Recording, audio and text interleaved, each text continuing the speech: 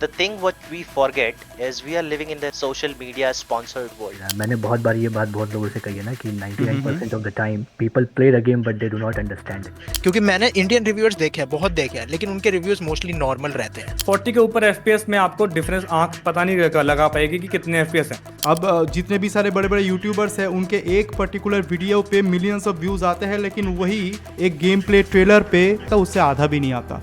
PC gaming के field में वही सारे गेम्स लोग खेलते हैं जो कि फ्री होते हैं। मैं यूजुअली जब गेम खेलता हूँ तो उसमें कोई FPS काउंटर नहीं चल रहा होता। All the Western creators collectively get 5 to 7 days pre-access full build with an embargo in hand from the company itself. Open world हो चाहे फिर single player हो, story is always the key to hold that game. अब ये जो creators को जो game early access देते हैं या फिर ये सब बंद होने वाला है। If you are responsible, if you know what you are doing, everything is fine.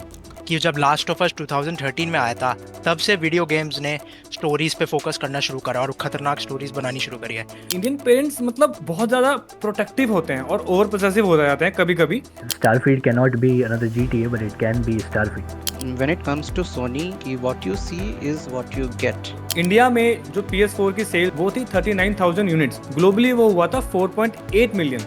It can never be a success like Grand Theft Auto. It can never be. If you will talk about ESL for Counter Strike, पूरा auditorium full होता है। India में कितने ऐसे gaming होते हैं? Ladies and gentlemen, boys and girls, welcome back to yet another new fresh episode in Indian Gaming Podcast। और आज के इस एपिसोड पे हम लोग बात करेंगे कुछ खास चीज़ों के बारे में। Of course, before we start this awesome podcast, this is podcast number 11 and we are very proud कि आप सभी लोग जो प्यार और सपोर्ट करते हो बहुत ही अच्छा लगता है। ऐसे ही अपना प्यार और सपोर्ट जो है वो कर दीजिएगा क्योंकि चैनल को इसकी सख्त ज़रूरत है। और आप लोग इस पर्टिकुलर पॉडकास्ट को और भी लोगों तक मतलब शेयर ज़रूर करना क्योंकि वो तो आप कर ही सकते हो। हैविंग सेड दैट, मेरा नाम है सिद्धार्थ और मेरे साथ आज जुड़ गए हैं Bakhshish gaming YT, game your thing, आई गेमेज, परग्राही ji, slashing wolf, Steve and Venky ji. So शुरू करते हैं आज की इस पर्टिकुलर टॉपिक। देखिए 3 टॉपिक के ऊपर हम लोग वार्तालाप करेंगे। पहले ही बात करेंगे जो टॉक ऑफ द टाउन है,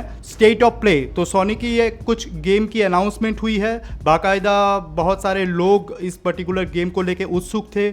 बहुत सारे ऐसे गेम भी अनाउंस हुई है जो जिसकी हमें ऐसा नहीं कह सकता था कि चाहिए नहीं था, लेकिन वो भी अनाउंस हो चुकी है and this is going to be awesome. तो पहले हम लोग गेम योर थिंग से जानना चाहेंगे कि आपका क्या विचार है इस स्टेट ऑफ प्ले के बारे में। पहले तो मैं ये बोलना चाहूँगा, ये जो स्टेट ऑफ प्ले अनाउंस हुआ है ये बहुत कंट्रोवर्शियल रहा था कुछ महीने पहले तक। बिकॉज आप अगर इस स्टेट ऑफ प्ले के बारे में हम लोग बात करने जाए तो कुछ ऐसे गेम्स का गेम प्ले या फिर विजन हमें देखने को मिलेगा जो अभी भी अल्फा डेवलपमेंट भी नहीं है, just like death standing 2।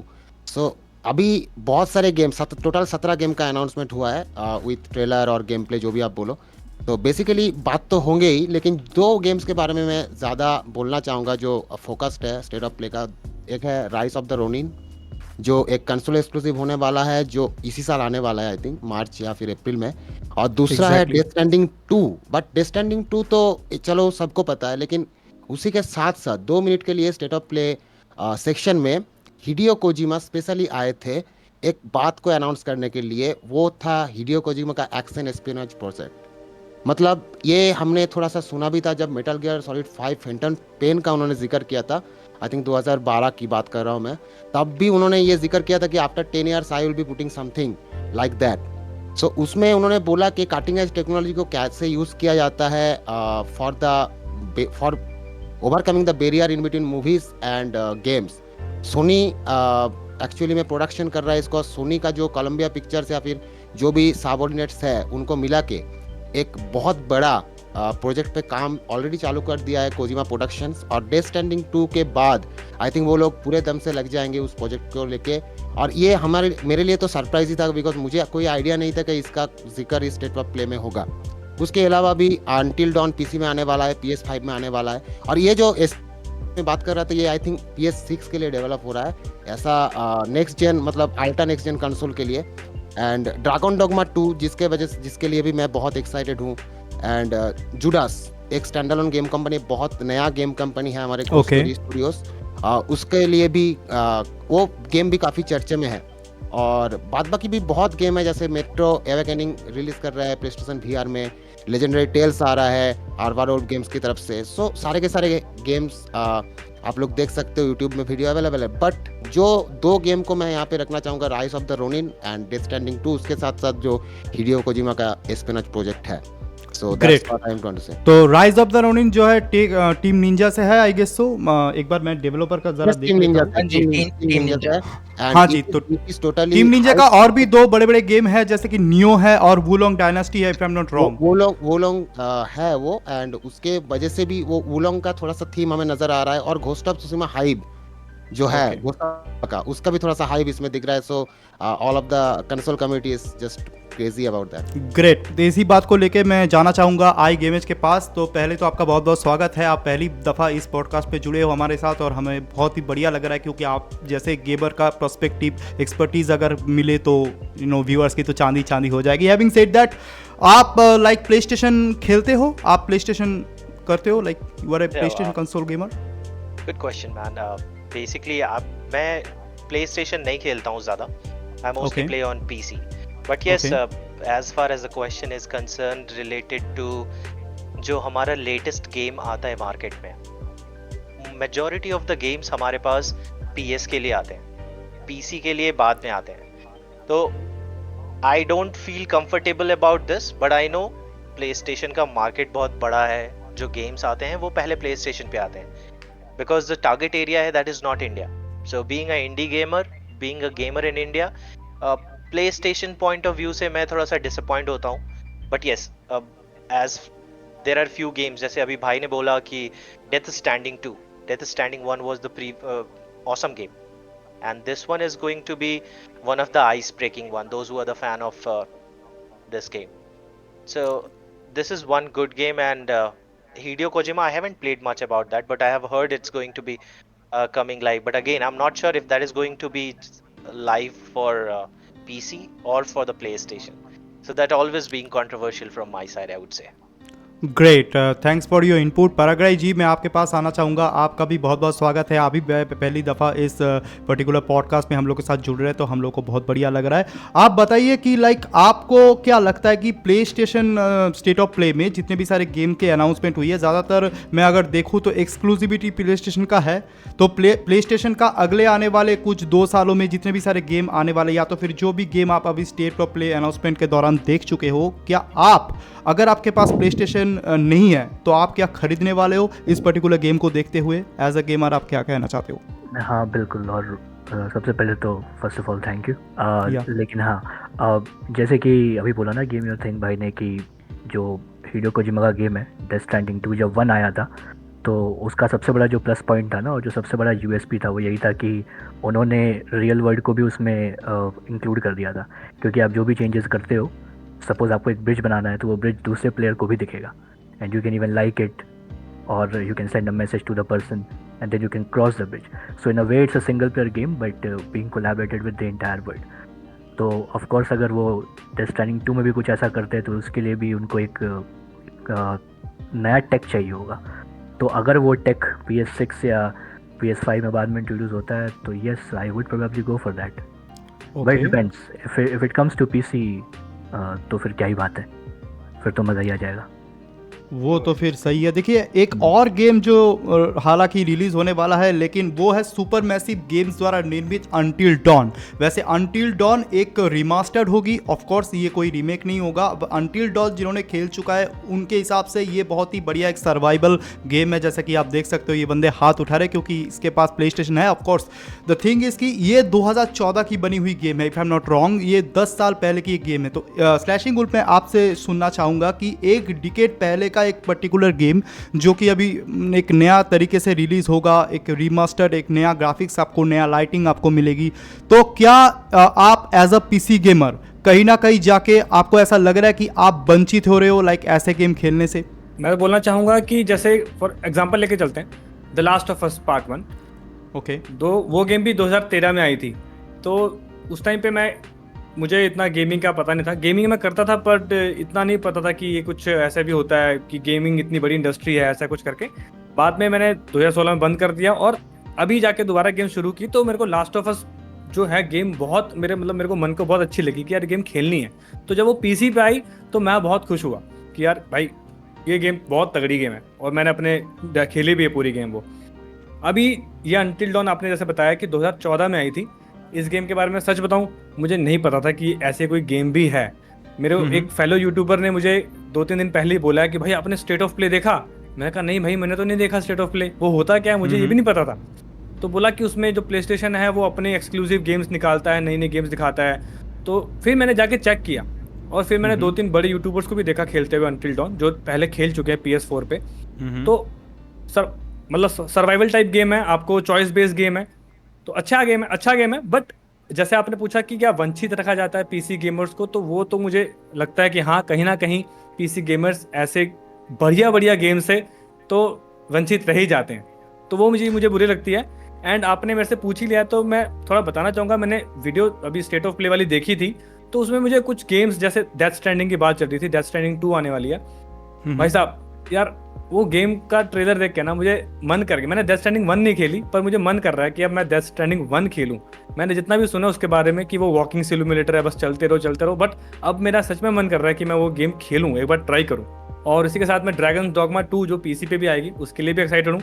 And Judas कहीं मुझे एटॉमिक हार्ट की याद दिला रही थी, मैंने जब देखा उसका ट्रेलर तो एटॉमिक हार्ट आपने खेली होगी पीसी पे, उसकी याद दिला रही थी। और जो स्टेलर ब्लेड गेम आ रही है जिसमें फीमेल प्रोटैगनिस्ट है, बहुत ही सुंदर, अगर अच्छे वर्डों में कहें तो कहीं ना कहीं मुझे नियर ऑटोमेटा की याद दिला रही थी।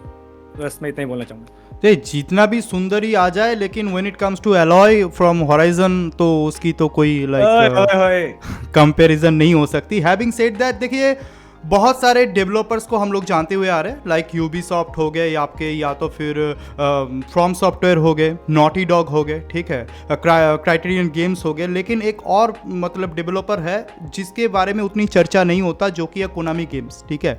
अब कोनामी गेम्स का एक पर्टिकुलर गेम आया था जो कि बहुत पुराना है, साइलेंट हिल। तो इसी चीज़ को लेकर मैं वेंकी के पास आना चाहूँगा कि साइलेंट हिल आप जो मतलब ऑफकोर्स यूट्यूब में कई सारे गेम प्ले देखे होंगे, आप खुद शायद खेले भी होंगे। तो साइलेंट हिल 2 आ रहा है, तो आप कितना एक्साइटेड हो लाइक इस साइलेंट हिल 2 को लेकर? कि आप ट्रेलर देख चुके हो या तो फिर in total state of play के बाकी अनाउंसमेंट को लेकर आपका क्या कहना है? Please go ahead. साइलेंट हिल 2 नहीं, साइलेंट हिल 2 रीमेक, तो ये चीज़ भाई आएगी प्ले स्टेशन पे, पहले रिलीज होगी बट उसके बाद कुछ टाइम बाद अपने पीसी पे भी आ जाएगी। अब मैं ऐसा मानता हूँ इंडिया में आई थिंक रेजिडेंट इवल ज़्यादा अभी पॉपुलर है। साइलेंट हिल का तो भाई मैंने किसी इंडियन के मुँह से नाम नहीं सुना, बाहर के लोगों को ज़्यादा क्रेज़ है, आई थिंक उन्होंने खेल रखा है खूब। तो बाहर इस साइलेंट हिल गेम का ट्रेंड है और मैंने गेम प्ले से देखा भाई, गेम प्ले तो रेजिडेंट इवल वाइब दे रहा है एंड मैं एक्साइटेड हूँ इस गेम के बारे में। अच्छा, ये साइलेंट हिल में एक्चुअली पे तो कोई कॉम्बैट तो सिस्टम मेरे को तो नहीं लगा कि पहले वाले साइलेंट हिल में रहा होगा, लेकिन इस बार क्या साइलेंट हिल में लाइक कॉम्बैट्स मैकेनिक्स आ सकते हैं? एक्चुअली मैंने भी खेला नहीं है इसको, मैंने खेला नहीं है, बट हाँ मैं इसको रेजिडेंट इवल के लेवल का एक्सपेक्ट करता हूँ। इसके जो पुराने गेम्स थे वो काफ़ी आई गेस बाहर इसके बहुत ट्रेंड है। मैंने इंडिया में एक्चुअली पहले रेजिडेंट इवल ही खेले सारे, और इसके बारे में अभी मैंने रिसेंटली जब इसका लास्ट ईयर रीमेक अनाउंस हुए थे, इवन एक गेम नहीं, अभी आगे और भी गेम्स आने वाले इनके बहुत सारे। अनरियल इंजन 5 का भी बोला। यस UE5 में आगे तो रियलिस्टिक ग्राफिक्स तो हो गई। Yes, give me your thing, you want to say something? ये जो आपने अभी बोला कि साइलेंट हिल 1 में ऐसा कोई कॉम्बैट नहीं था, सो नाउ वी कैन हमें बहुत ऐसा मतलब उदाहरण देखने को मिलता है कि ये जो लास्ट ऑफ अस पार्ट 2 है, इसमें जो कॉम्बैट डिजाइन किया गया है ये ब्लडबॉर्न से इंस्पायर्ड होकर किया गया है। ये नॉटी डॉग ने खुद बताया ग्राउंडेड 2 में। साइलेंट हिल 2 का जो डेवलपर है, आई थिंक ये भी ब्लडबॉर्न से इंस्पायर हुआ है, और ये हमारे नेक्स्ट जो स्टेट ऑफ प्ले होगा उसमें आई थिंक अनाउंस होगा। ये कुछ न्यूज़ या फिर रूमर सुनने को आया था, तो गेम डेवलपर इंस्पायर होते हैं, सो कॉम्बैट सिस्टम आनी चाहिए हर एक गेम प्ले में, और एक प्लस पॉइंट होता है उस गेम के लिए। So that's why I want to say. Great. Steve, मैं आपके पास आना चाहूँगा स्टेट ऑफ प्ले को लेकर, तकरीबन आपका क्या विचार है? भाई देखो, मेरे विचार तो बहुत है। अभी जैसे साइलेंट हिल 2 की बात हो रही है, साइलेंट हिल 2 मेरा one of the favourite games है ऑफ ऑल टाइम। जैसे भाई लोग बोलते हैं, मैंने हमेशा कॉमन जो ओपिनियन सुना है गेमिंग में कि जब लास्ट ऑफ अस 2013 में आया था तब से वीडियो गेम्स ने स्टोरीज पे फोकस करना शुरू करा और खतरनाक स्टोरीज बनानी शुरू करी है। भाई मैं उस चीज़ से डिसएग्री करता हूँ। साइलेंट हिल 2 की स्टोरी और भाई प्लॉट इतना खतरनाक है। और वो गेम 2001 में आया था। जो चीज़ लोग बोलते हैं लास्ट ऑफ अस ने तब करी है, वो साइलेंट हिल 2 10 साल पहले कर चुका था। और भाई नेचुरली मैं बहुत ज़्यादा एक्साइटेड था रीमेक के लिए, क्योंकि भाई मुझे लगा था वो किस डायरेक्शन में लेके जाएंगे। और सबसे ज़्यादा मतलब जिसे सोचा जा सकता था वो वही था, resident evil type game play, जो कि हमें या ट्रेलर में साफ साफ दिखा है। लेकिन भाई मैं ट्रेलर देखने के बाद, जो अभी गेम प्ले वाला ट्रेलर था, थोड़ा सा डिसअपॉइंटेड हूँ। क्योंकि मेरे को अब पता नहीं है अर्ली एक्सेस है, लेकिन भाई गेम स्लेटेड है इस साल के लिए। और भाई इस साल के लिए वो स्लेटेड है, काफ़ी इतना डेवलपमेंट होना चाहिए था। भाई देखो, उन्होंने जो गेम का एटमॉस्फेयर है, वाइब है, वो सब नेल करा है। लेकिन भाई मेरे को ना एनिमेशंस थोड़ी जैंकी लग रही है, एनिमेशन और मूवमेंट ओके वगैरह गेम प्ले में काफ़ी ज़्यादा। और थोड़ी नहीं, मतलब अगर वो गेम इस साल रिलीज हो रहा है तो इसके हिसाब से काफ़ी जैंकी है। और भाई मैं थोड़ा सा सोच के भी बैठा था, क्योंकि भाई कोनामी है, Konami metal Gear solid games और साइलेंट हिल गेम्स इतने गेमों के लिए फेमस है। लेकिन पिछले कुछ सालों से कोनामी का फॉल ऑफ बहुत बुरा रहा है। उन्होंने काफ़ी साल हो गए कोई अच्छा गेम नहीं निकाला है। तो भाई हमें एक थोड़ा सा ना डाउट लेके चलना था। अब मैं ये नहीं बोल सकता कि मैं काफ़ी ज़्यादा सरप्राइज हुआ हूँ ऐसा गेम प्ले देख के, लेकिन अब भाई मेरे को गेम में दोबारा एक्साइटमेंट आने के लिए मुझे कोई ऐसी चीज़ देखनी है जिसमें गेम प्ले स्मूथ रहे। अगर रेजिडेंट इवल लेवल तक का नहीं तो कम से कम एलन वेक 2 लेवल तक का उस टाइप का रहे। ग्रेट। क्योंकि भाई अगर वो स्टोरी को छेड़े नहीं ना, तो भाई मैं खुश हूँ। क्योंकि भाई मुझे डर है, क्योंकि गेम की स्टोरी ना काफ़ी टैबू है, और मुझे लग नहीं रहा है वो इस आज के समय में वो बता पाएंगे। क्योंकि क्योंकि भाई मैं पता है उस स्टोरी के बारे में कुछ आपको बताऊंगा भी मैं आपके लिए, वो स्पॉइल कर रहा हूँ। उस गेम की स्टोरी इतनी खतरनाक है और इतने खतरनाक प्लॉट ट्विस्ट है उसमें। तो भाई ग्रेट। ये था। और दूसरा गेम है भाई डेथ स्ट्रैंडिंग। भाई डेथ स्ट्रैंडिंग 1 मुझे काफ़ी पसंद है। लोगों ने जब बोलना शुरू करा था वॉकिंग सिमुलेटर है, ये है वो है, चलो भाई वो सच बात है, मैं बोलूँगा नहीं, लोग झूठ बोलते हैं। वॉकिंग है उस गेम में, बहुत है, डिलीवरी है, आपको सामान डिलीवर करना है। लेकिन भाई उस गेम का जो एटमॉस्फेयर है ना, और भाई जो एक फील आती है खेलते हुए, भाई मुझे नहीं लगा इतनी ऐसी फीलिंग मुझे और किसी गेम में आई है, इतना काम होने वाली। अभी भी अगर मेरा मन करता है कहीं जाकर रेस्ट करने का, कुछ करने का, अच्छी फील करने का, मैं डेथ स्टैंडिंग खोल के बस घूमने लग जाता हूँ, वो म्यूज़िक के साथ जो सॉन्ग्स बजते हैं। और भाई अगर जैसे भाई मुझे उनकी काफ़ी बात अच्छी लगी थी है पर ग्राही जी की, कि उन्होंने बताया था वो कनेक्शन वाला सिस्टम जिसमें आप ब्रिजेस बनाएंगे, दूसरे बंदे लाइक कर सकते हैं। तो भाई वो सिस्टम अब अगर आगे भी और उसे ज़्यादा फोकस करा जाए बहुत अच्छा रहेगा। क्योंकि भाई वो सिस्टम छोटा सिस्टम था, लोग इतना नोटिस नहीं करते थे, लेकिन वो भाई गेम प्ले को इतना एनहांस करता था ना, कि भाई आपको लगता था कि आप इस वर्ल्ड में अकेले हो। उस वर्ल्ड की फीलिंग ही ये थी कि उन्हें एक लोनली वर्ल्ड बनाना था एक्सप्लोर करने के लिए। और लेकिन एट द सेम टाइम आप लोनली हो, लेकिन आपको लग रहा था कि और भी लोग इस वर्ल्ड में टाइम बिता रहे हैं, वो फीलिंग दिखानी थी। और उसके लिए कोजिमा सक्सीड हुआ। और अब ये अगर वो आगे फोकस करे तो मैं तो खुश हूँ। और जो एक्शन एस्पियोनाज गेम आ रहा है, मैं एक्साइटेड हूँ, लेकिन मैं ज़्यादा गेम प्ले एलिमेंट्स एक्सपेक्ट नहीं करूँगा। क्योंकि भाई हम सबको पता है, जो कोजिमा को जानता है, कोजिमा का सपना है मूवीज़ बनाना। वो बंदा गेम से ज़्यादा मूवीज़ बनाने में इंटरेस्ट रखता है ना। मैं बहुत बड़ा फ़ैन हूँ कोजिमा का। लेकिन भाई अब जैसे जो ओडी आ रहा है जैसे एक्सबॉक्स के लिए, और ये नया एक्शन एस्पियोनाज गेम है, कोजिमा बोल रहा है ये मैंने नया जॉनर इन्वेंट करा है, ही इज सेइंग दैट, जिसमें मूवीज और गेम्स का मिक्सचर रहेगा। तो भाई वो देखना काफ़ी इंटरेस्टिंग रहेगा। बस मैं चाहता हूँ वो ना उस चीज़ पे फोकस करते हुए उस पार्ट के गेम को ना भूल जाए। नहीं, ऐसे चीज़ बहुत ही रिस्की होते हैं अमूमन तौर हाँ। पे। और जैसे कि मैं अभी बख्शी जी को पूछना चाहूँगा, एक बहुत ही मतलब सवाल मेरे मन में आ रहा था कि देखो, आज से लेके 10 साल पीछे अगर मैं आपको ले जाऊँ तो आपको जितने भी सारे गेम प्ले ट्रेलर वगैरह या तो फिर लॉन्च ट्रेलर, स्टोरी ट्रेलर वगैरह दिखते होंगे यूट्यूब में, वो बहुत लोगों तक ये स्केलेबल बिल्कुल भी नहीं था, क्योंकि बहुत लोगों के हाथ पे मोबाइल वगैरह, यूट्यूब वगैरह के एक्सेस नहीं थे। तो अभी के दिन में बख्शी जी जो ट्रेलर निकल के आ रहा है, वही ट्रेलर क्या गेम प्ले के साथ मैच करता है? क्योंकि अमूमन तौर पे हम लोग ने देखा कि जब गेम निकल के आया, ट्रेलर कुछ अलग था, गेम कुछ अलग है। तो ऐसे में आपको क्या लगता है कि what is the way out, और लाइक ऐसे भी क्या होने वाला है स्टेट ऑफ प्ले में जितने भी सारे अनाउंसमेंट हुए उसके साथ? I think when it comes to Sony, मैं बोलता ना एक फ्रेज है कि what you see is what you get. ठीक है, अभी कितना बगी होगा में कि बगी नहीं होगा, दैट इज अनदर थिंग। ठीक है, सोनी के साथ ये बोलते ना कि इट्स ऑलमोस्ट देयर, कि हाँ हम लोग जो देखे हैं that is there from day one.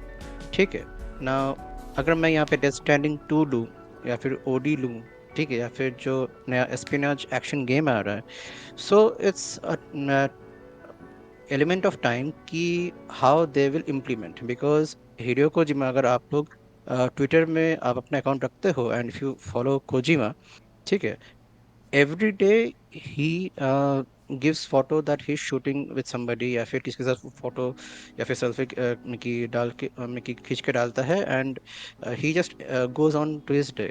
ठीक है, तो यही चीज़ है कि और जहाँ तक बात आ रही है कि game play trailers and you know with the actual game play, I think Sony has delivered to a certain point. Yes, जब वो बात पोर्टिंग की आती है then obviously there has been mishaps, latest example being the last of us part 1 from Yeah.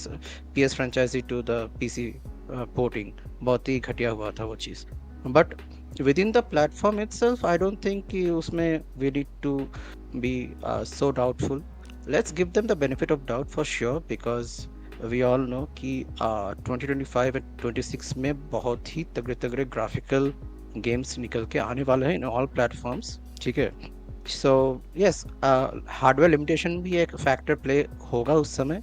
ठीक है, and I think console gamers, I think जो यहाँ जिन लोग के पास कंसोल है they will agree on me in this कि जितने भी गेम प्ले हम लोग को दिखाया गया है, if they are by chance locked at 30 FPS for some reason, ठीक है, let's say for 1 month or 2 months due to performance issue, then that becomes a bad taste in their mouth, जिसको बोलते हैं।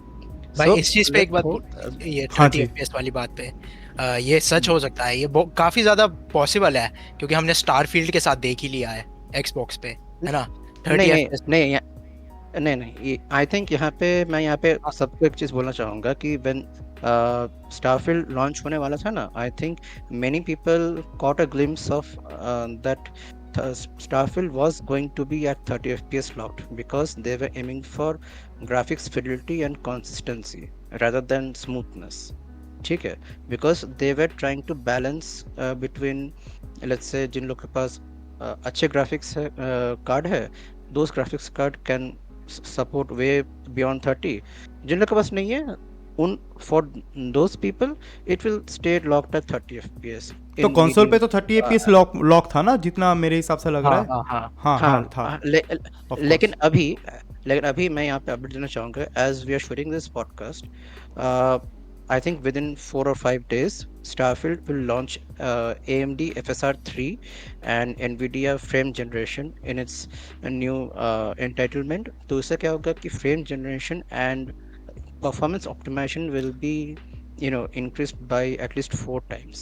स्टारफील्ड का तो बख्शी जी वही चल रहा है, जो न्यू एम्प्लॉयज होता है, जॉब ज्वाइन करता है, बोलता है कि मैं करूंगा, वैसे बोलता है ना अपने आप को दिखाने के लिए। स्टारफील्ड भी वही होता है कि वो अपडेट पे अपडेट देता जा रहा है, लेकिन स्टारफील्ड क्या वो कर पाएगा, वो तो 2-3 साल के बाद भी पता चलेगा। But it can never be a success like Grand Theft Auto, it can never be. हाँ डेफिनेटली, ठीक है, वो आपको मान के चलना पड़ेगा। Yes definitely, but the fact is कि यहाँ पे जब फ्रेम जनरेशन का बात आ गया, then let's say if I am having 4056 GB graphics, for example you are having 3060 Ti, then through frame generation you can go past the 30 FPS barrier। हाँ, वो तो पीसी वालों की बात हो गई ना, पर यहाँ पे चर्चा हो रही है प्ले स्टेशन की, तो प्ले स्टेशन वाले तो मात खाएंगे इस हिसाब से। हाँ भाई, तो उसके लिए मैं एक चीज बोलना चाहूंगा यहाँ पे। हाँ जी। जो प्ले स्टेशन भाई हमारे स्टीव भाई के पास आई थिंक प्ले स्टेशन 5, वो हमें वो दौर याद है जब प्ले स्टेशन 5 का अनाउंसमेंट हुआ था और बहुत सारे गेम्स डेवलपमेंट में था। तो डेवलपर्स क्या सोचे होंगे एफपीएस के बारे में। दैट्स व्हाई प्ले स्टेशन जब मैंने लिया था 2020 की बात कर रहा हूँ, जब लॉन्च हुआ था 3 महीने बाद जब मैंने लिया था, there is no fidelity mode, there is nothing, कोई ऑप्शन ही नहीं था वहाँ पे फिडेलिटी या फिर परफॉर्मेंस का। तो हर एक गेम वहाँ पे 30 FPS पे लॉक होता था। लेकिन after the system upgrade of PlayStation 5 वहाँ पे 2 गेम्स, अभी मार्वल स्पाइडरमैन 2 या फिर जो भी गेम्स लॉन्च हो रहा है वहाँ पे हमें 2 फॉरबिडन वेस्ट जो गेम्स अभी मैंने खेला है, वहाँ पे 2 मोड आपको पता है कि रहता है, फिडेलिटी एंड परफॉर्मेंस। अगर आप परफॉर्मेंस पे खेलोगे तो आपको 60 FPS तक मिलेगा, अगर फिडेलिटी मोड पे खेलोगे तो क्वालिटी तो बढ़िया मिलेगा लेकिन 30 FPS में लॉक हो जाएगा वो। और अब तो काफी ज्यादा और वेज है जिन लोगों पे अच्छी स्क्रीन है, मॉनिटर्स है। देखो मैं पहले तो टीवी पे खेलता था, अभी मैंने कुछ टाइम पहले मॉनिटर लिया सैमसंग ओडिसी। तो भाई जब स्पाइडरमैन 2 आया, स्पाइडरमैन 2 में एक मोड है 120 हर्ट्ज मोड। अब मेरा मॉनिटर ये सपोर्ट करता है। और अभी तो ये सबको बोलना चाहता हूँ कि ये जो डेथ स्ट्रैंडिंग 2 या फिर राइज ऑफ द रोनिन आने वाला है, ये र्यूमर है, लेकिन कुछ हद तक र्यूमर सच भी हो जाता है कि यहाँ पे एक OLED मोड भी देने वाले हैं वो लोग। मतलब जो OLED टीवी पे खेलते हैं गेम्स, तो उनके लिए एक OLED मोड वो लोग देने वाला है पर्टिकुलर कुछ गेम्स के लिए। तो यस ये तो है कि कंसोल Yes, में Steve, थोड़ा सा Steve, please FPS का continue. रोका तो रहता है हमेशा के लिए। स्टीव हाँ प्लीज भाई, कंटिन्यू या वो जो मैं आप 30 FPS लॉक वाली बात बोल रहे थे बैक्सिस हाँ जी, जी उसके ऊपर मेरा तो ये है जो भाई लॉन्ग रूमर्ड है, अब काफी साल हो गए रूमर आते हुए PS5 Pro। भाई पिछले 2024 से मैं एक्सपेक्ट करूंगा कि जो गेम्स आएंगे वो PS5 पे बेस मॉडल पे 30 FPS लॉक्ड रहेंगे, बड़े बड़े गेम्स GTA 5 वगैरह। और जब PS5 Pro के लिए भी उन्हें कुछ सेलिंग पॉइंट चाहिए, तो आगे के जो गेम्स आने लगेंगे उन पे 60 FPS या आगे का अनलॉक करने के लिए PS5 Pro लोगों को लेना पड़ेगा। ऑफ कोर्स देखिए मुद्दे की बात वही है 3060 Ti जो मैं यूज़ करता हूँ वो रो दे रहा है स्टारफील्ड को लाइक अल्ट्रा सेटिंग से चलाने के लिए, मतलब for a very long time. अगर मैं PS5 करंट वाली जनरेशन की बात करूँ तो ये 2060 Ti ग्राफिक्स का सिमिलर है, इक्विवेलेंट है अगर हम लोग PC पोर्शन की बात करें तो at the end of the day हाँ 2070 2060 वो मतलब ऐसे ही है। तो थिंग इसकी अभी मैं आई गेम से पूछना चाहूँगा कि बहुत सारे ऐसे गेम के बारे में अभी बातचीत हुआ जैसे कि if I go to the last of Us, तो यहाँ पे स्टोरी को प्रेफरेंस दी जा रही है। तो आपको क्या लगता है कि आप कौन से वाले गेम को ज़्यादा प्रेफर करते हो, लाइक स्टोरी वाले या तो फिर एक्शन वाले या तो फिर सिर्फ ग्राफिक्स वाले? Good question actually. तो होता ये है ना कि depends upon person to person, it's an individual choice I would say, but if you'll ask me, I love those stories which is rich in story terms. Graphics, actions, everything can be developed, but when it comes to a storyline, it's a thought process. It's a thought process of a creator who designs it. तो मेरे लिए story rich content बहुत ही ज़रूरी है, because if you don't have the story, then I think people will not love to stick to that. ठीक है, run and gun है चलेगा, आप रेसिंग गेम्स खेल रहे हो चलेगा, बट जब किसी गेम में स्टोरी होती है तो फिर आप वहाँ पे आपका इंटरेस्ट ज़्यादा अलग तरीके से डेवलप होता है। In its not just in terms of achievement, it's terms of आगे क्या होने वाला है स्टोरी में। और वो जो क्यूरोसिटी होता है ना, being a human, there is a curiosity in all human I would say, and वो क्यूरोसिटी आपको हमेशा हिट करता रहेगा कि आगे क्या होना है। और इसी वजह से जब कोई स्टोरी वाली अच्छी गेम आती है, लोग एक बार में बैठ के खेलते हैं, क्योंकि लोगों के पास इतना पेशेंस नहीं होता कि वो कल बैठ के खेलेंगे। वो एक बार में स्टार्ट करते हैं और ख़त्म करने की कोशिश करते हैं, क्योंकि वो उनको इंटरेस्ट बना के रखता है। So from my side I would say story rich game is very important. Open world हो चाहे फिर सिंगल प्लेयर हो, story is always the key to hold that game. Great. तो वही है कि स्टोरी अगर बेहतर है तो बाकी सब कुछ तो चल ही जाएगा साथ ही साथ। तो परग्राई जी से मैं अगली सवाल पूछना चाहूँगा related to that particular state of play thing कि देखिए बहुत सारे गेम तो अभी आने वाले हैं और आपके पास प्ले स्टेशन है नहीं, तो आप शायद प्ले स्टेशन खरीदने भी वाले हो। तो द थिंग इज़ कि मैं अगर आपको लाइक एक व्यूअर पर्सपेक्टिव से एक सवाल पूछूँ कि आपको लाइक एक गेम खरीदना है, कोई भी पर्टिकुलर गेम हो सकता है, तो आप क्या देख के उस पर्टिकुलर गेम को खरीदते हो? या गेम प्ले टेलर या तो फिर उसकी फ्रेंचाइजी, जैसे कि एक टेकन हो गया, उसका पहली वाले गेम आपको पसंद था बाकायदा, तो आपको अच्छा लगा और फिर जाके आपने टेकन 8 खरीदी, क्योंकि ऑफ कोर्स ही बात है कि आपको 4-4.5 हज़ार तो स्पेंड करना ही पड़ता है जब भी आप डे 1 वर्जन कोई भी पर्टिकुलर गेम लाइक खेलते हो या तो फिर खेलना चाहते हो। तो at the end of the day आपको क्या लगता है लाइक आप किस तरीके से गेम को जज करते हो खरीदने से पहले? मेरे लिए ना गेम खरीदने से ज़्यादा इम्पोर्टेंट है कि वो डे 1 पे कैसा परफॉर्म कर रहा है। ठीक है, ओके आप गेम खेल सकते हो, ठीक है, ऑब्वियसली एक्सपीरियंस अच्छा हो सकता है, नहीं हो सकता है। जैसे कि अभी बैक्सिस भाई ने मेंशन किया था ना, और आपने मेंशन किया कि Starfield can never B GTA, लेकिन कभी कभी क्या होता है ना कि गेम्स को ना गेम्स की जो उनकी जो वो होती है ना कम्युनिटी, वो उनको एक्चुअली गेम्स बनाती है। ठीक है, Starfield can not be another GTA but it can be Starfield, क्योंकि इतने सारे मॉड्स हैं हमारे पास PC पे ना। जैसे जब स्टार्टिंग में फॉल आउट लॉन्च हुआ था, GTA लॉन्च हुआ था, तो सब कुछ स्टैंडर्ड ग्राफिक्स पे ही था। लेकिन अभी आप देखो 2022 2020 से जब से मॉड स्टार्ट हो गए ज़्यादा इम्प्लीमेंट होना, तो वो गेम की कम्युनिटी और ज़्यादा मतलब हुई है ना, पॉलिश्ड हो गई है। हाँ, इसी चीज़ के साथ मैं इस पर्टिकुलर टॉपिक को ख़त्म करना चाहूँगा, लेकिन इससे पहले बख्शी जी ज़रा आप बताइए कि ये 30 FPS लॉक का जो मेकनिज़म है, क्या हम लोग आगे बढ़ के कोई पर्टिकुलर कंसोल पे जो आने वाला नेक्स्ट जेन कंसोल है, यहाँ से हम लोग 30 FPS लॉक को लाइक ओवरकम कर सकते हैं, लाइक 60 FPS तक जा सकते हैं on the day 1 version? Definitely हम लोग जा सकते हैं बिकॉज मैंने कुछ देर पहले बताया था कि स्टारफील्ड में ऐसा होने वाला है through frame generation and FSR 3.0 जो आने ही वाला है with an major implement in the Starfield because not only graphically but उसका स्टोरी लाइन भी बहुत इम्प्रूव होगा एंड इसका स्टोरी लाइन ट्रिमेंडसली लंबा है मतलब इट्स वी कैन से अगर हम लोग RDR2 को कंपेयर करें विद स्टारफील्ड RDR2 का आई थिंक स्टोरी लाइन कितना था 30 to 40 hours right? It is 33 hours, right? So it is around 40 hours. And that also मैं main story बात कर रहा हूँ मैं side quest मैं लिया भी नहीं. If you take side quest then 70 plus hours Okay. easily.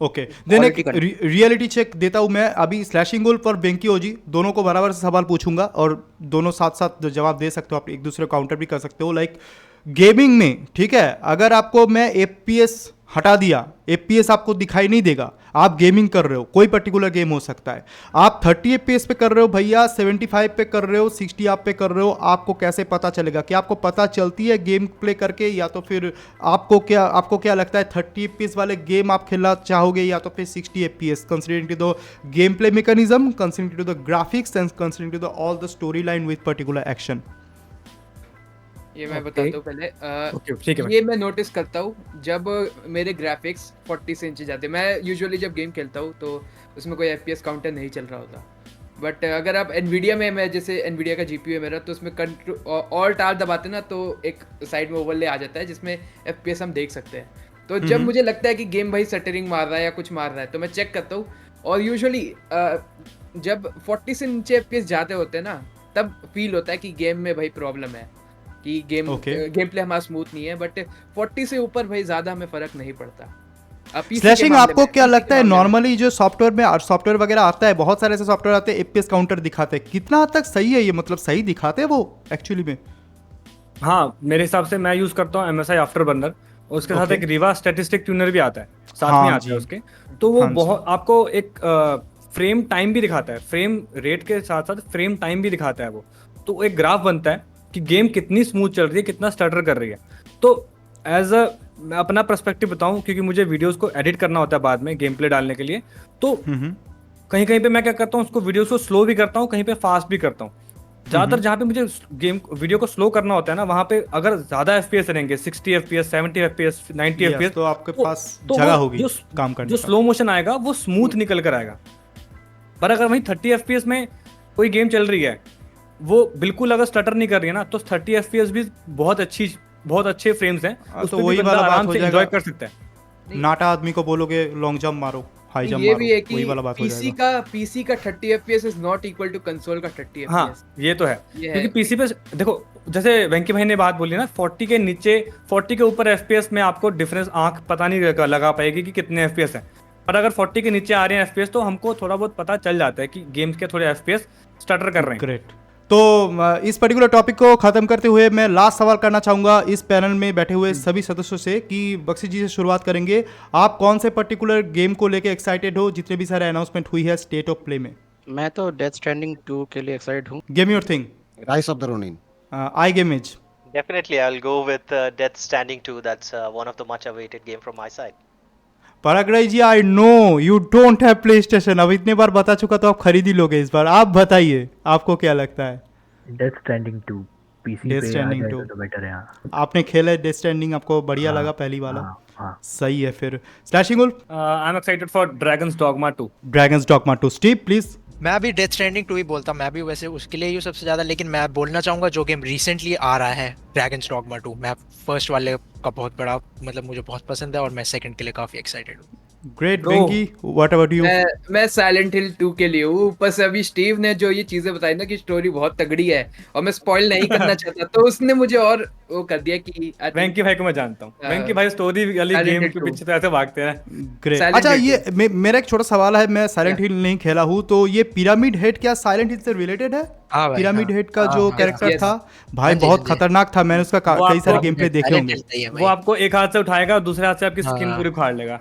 मैं खुद ही अपना स्किन उखाड़ के उसको दे दूंगा ठीक है साइलेंट हिल 2 कभी भी गेम प्ले के लिए फेमस नहीं था वो हमेशा फेमस था स्टोरी के लिए एटमॉस्फेयर के लिए और क्रिएचर्स के लिए अपने क्रिएचर्स के लिए सही है भाई सही है मैंने देखा तो था वही ट्रेलर उसका, चलिए जो दीवार क्रिएचर्स पे लगे हुए थे क्रिएचर से बातों को थोड़ा सा क्रिएटर्स की तरफ बढ़ाए, ठीक है, और बात करते हैं, देखिए, why Indian creators and YouTubers don't get access to work in progress और सेमी फिनिश्ड गेम्स। मतलब अगर मुद्दे की बात कहे तो बहुत सारे गेम रिलीज होते हैं और आजकल के दौर पे इन्फ्लुएंसर मार्केटिंग भी एक चीज़ होती है, ठीक है। अब जितने भी सारे बड़े बड़े यूट्यूबर्स हैं उनके एक पर्टिकुलर वीडियो पे मिलियंस ऑफ व्यूज़ आते हैं, लेकिन वही एक गेम प्ले ट्रेलर पे उतना भी व्यूज़ नहीं आता, उससे आधा भी नहीं आता। तो बख्शिश जी, मैं आपसे शुरुआत करना चाहूँगा कि जितने भी सारे क्रिएटर्स हैं, आप खुद भी एक क्रिएटर है, हम सभी कोई लगभग एक क्रिएटर ही तो है, मतलब कुछ ना कुछ तो क्रिएट करते हैं। ऐसे में being an influencer, being a like, अगर सब्सक्राइबर पे हम लोग थोड़ा सा कम है, तो ऐसे में क्या आपको लगता है कि ये लाइक एक मापदंड हो सकता है, लाइक ये सब्सक्राइबर एक क्रिएटर का मापदंड हो सकता है, उस हिसाब से उसको गेम मिले ना मिले, लाइक आपको क्या लगता है? यहाँ पे सब्सक्राइबर काउंट को अगर हम लोग 1 सेकंड के लिए निकाल भी देना, ठीक है, कंपनीज देखती है कि कौन कौन से क्रिएटर्स हमारे गेम को सपोर्ट कर सकती है एंड कवर कर सकती है on a neutral stand point, ठीक है। अब मैं कुछ वेस्टर्न कंटेंट क्रिएटर्स का नाम तो ले सकता हूँ, बट मैं लूंगा नहीं। बट ओके, आप लेंगे भी तो मैं बीप कर दूंगा, प्लीज। हाँ ठीक है, कोई बात नहीं, मैं लूंगा नहीं, फ्लो पे जाओ, ले लो। नहीं, मैं लूंगा नहीं। सो ले लो। Basically every management game, every AAA game, ठीक है, कोई भी इंडी गेम ले लो, ठीक है, all the Western creators collectively get 5 to 7 days pre-access full build with an embargo in hand from the company itself, चाहे वो Ubisoft हो, चाहे वो CDPR हो, चाहे वो कोई भी हो, चाहे एक छोटा सा स्टूडियो भी हो, विच बोलते ना कि एक नया गेम वो लोग शुरू कर रहे हैं and they want to reach out to creators, ठीक है, वो लोग हमेशा वेस्टर्न क्रिएटर्स पर जाते हैं because they know one thing कि वेस्टर्न क्रिएटर्स के पास हर तरह के ऑडियंस है। एक जैसे स्पाइडरमैन देखने वाले भी ऑडियंस है, एक सिटी स्काईलाइन 2 देखने वाले भी के ऑडियंस हैं, ठीक है। अब ये दोनों गेम्स ही पीसी प्लेटफॉर्म पे हैं, but the fact of the matter stands that कि यही चीज़ अगर मैं अपने चैनल में कवर कर रहा हूँ, सो क्या मैं फ्रॉम अ कंपनी पर्सपेक्टिव क्या उनमें रेडार में आऊँगा? नहीं आऊँगा। But at the same time अगर यूएस में companies are seeing that people, let's say the Western creators are covering their game from start to finish, end to end on live streams or long form videos, whatever they want, तब क्या होगा? Their approach will be much more favorable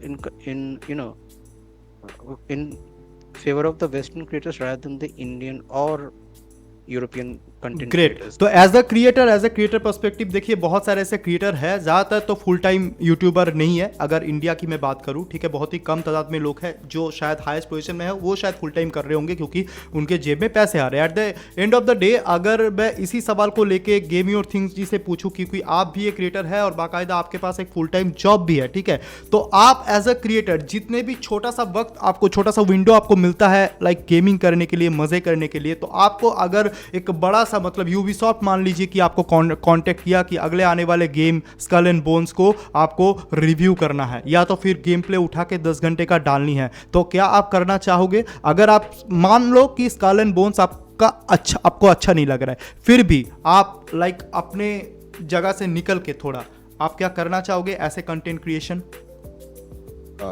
देखिए, पहले तो जिस field में मैं घुसने जा रहा हूँ उसमें मैं कितना सक्सेस हो पाऊँगा उसको मद्देनज़र रखते हुए तो मैं पूरा सा फोकस नहीं कर सकता, लेकिन अगर मौका मिल गया तो ऑब्वियसली मैं अप्रोच करना चाहूँगा।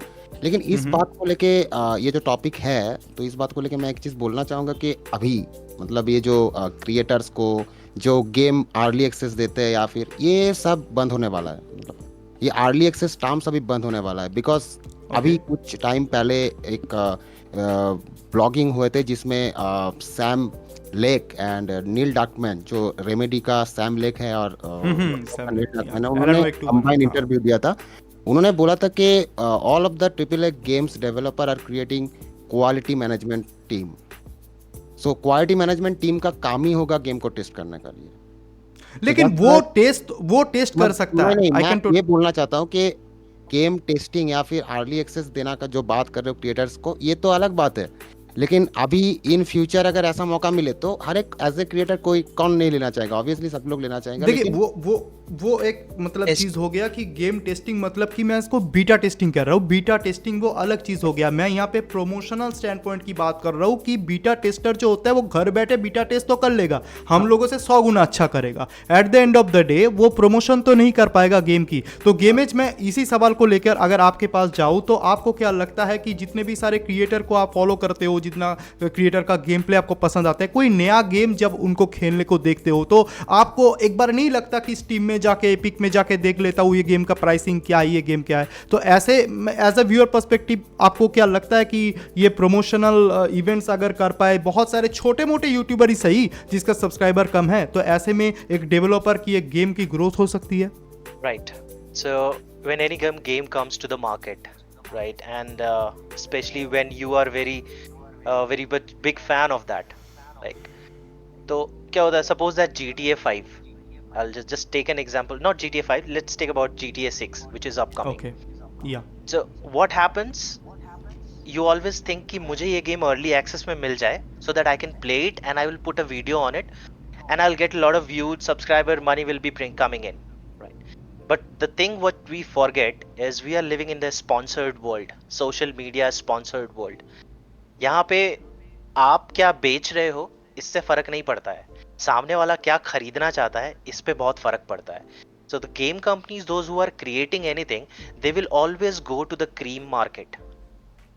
Suppose there is a game which is for European countries, and we sitting in India will not be getting the access.